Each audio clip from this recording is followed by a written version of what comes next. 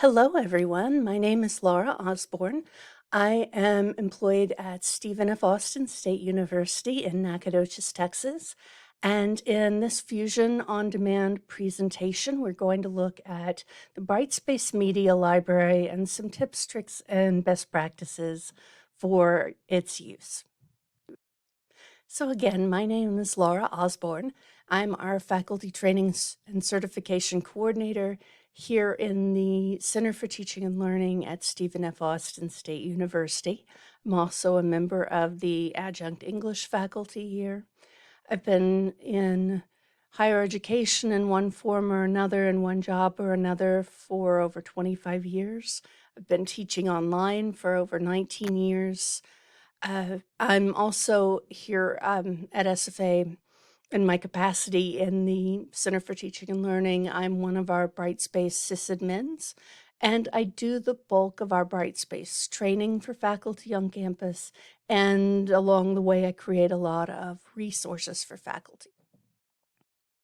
So in this on-demand session, we're going to look at a few things, including the difference between the media library and the video note tool, how and where media library files can be used in your courses, who can use the media library, some advantages of using the media library, some things to know about recording and uploading files to the media library, and some things to know about where to go to generate and edit closed captions, some neat things about editing video in the media library, and some tips for how the embedded video player can be used, including how to view and download a transcript.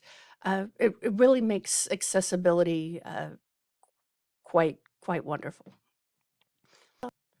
So the video note tool in comparison to the media library tool, how do they stack up? How do they differ?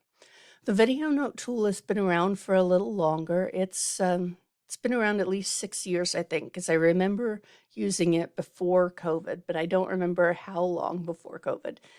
Anyway, it is an on-board tool inside your Brightspace courses that allows you to record video files as well as audio-only files if you want to. Both you and your students can use the video note tool to record, and those video and audio files can be saved and inserted and embedded into multiple tools in multiple courses in multiple places. Those things that you might record using the video note tool are stored in your media library. Now, within your media library, you can also upload things that you didn't create using the video note tool. So your media library can house video files, audio files, also just plain old files like PDF files, for example, Word files, I think. So a lot of different file types can be housed in your media library. You can just upload them. And it makes it easy then to organize those files, to reuse them across multiple classes because they're not sitting inside your course files. They're associated with your user account and not with a specific course. And it's also very easy to upload captions with a video file into your media library or to automatically generate captions. It does a really good job of it too, and it recognizes a long list of different languages. Just to name one among many, why use the built-in tools in Brightspace? For me, there are two compelling reasons. One is usability. Because your media library files are associated with your user account instead of with your course level files, anything that you have in your media library is easily used and reused among multiple classes in multiple semesters without the need to copy things from one class to another. And then the other compelling reason that I've found for using the media library is that it creates greater accessibility, quite easily. So it makes it easy to generate automatic closed captions. The closed captions that it generates, personally, I've found them to be quite accurate, and I've found that they require minimal editing on my part, sometimes for names or for proper nouns, but that's about it. And on the viewer end, it makes it very, very easy for the viewer to click some toggles and choose to see the captions, choose to see a transcript, choose to download a transcript. So it offers greater accessibility on both ends, both as a creator and as a viewer. So let's head into a Brightspace course and take a look at where to find some of these things and how these things work. Since the video note and media library tools are user-specific tools and not course-specific tools, you can access them outside of a course or inside any of your courses. So for example, here, I'm not in a particular course. I'm just at the organization level homepage in Brightspace at my university. And I am going to just click on the cog by my name, and among other things, I have the audio video note editor and the media library right here. These are very similar, the audio video note editor and the media library. They show me some of the same content and offer me some of the same options. So here, though, on the audio video note editor screen, everything I'm seeing is either going to say that the type is audio or the type is video. So if I have other types of files in my media library, such as PDF files, I won't see those here because I can't edit those online. I could upload new versions of them, but I can't edit them online. So here, though, if I click on an audio file or a video file, I will have the option of adding chapters to the table of contents, adding closed captions, editing closed captions. For example, let's see, what else do I have here? I'll go actually to the next screen, I think, and see what I might have. So the media library is showing me some of the same content, but again, it's also showing me folders that I may have created for organizing files.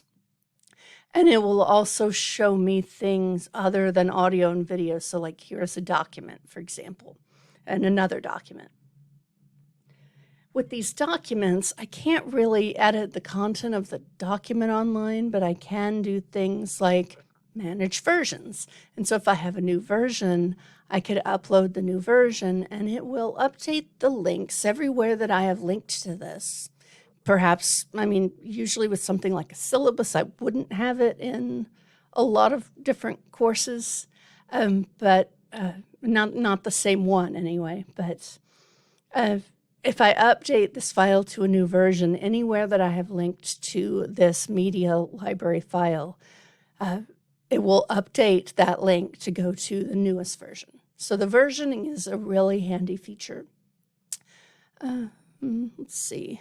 Actually, let's see if, I think I have, here's something where I've done multiple versions. So see this one, which is the older file, shows that it's not published. So any place that I had linked to this in any of my Brightspace courses, it's going to be linking to the newest version.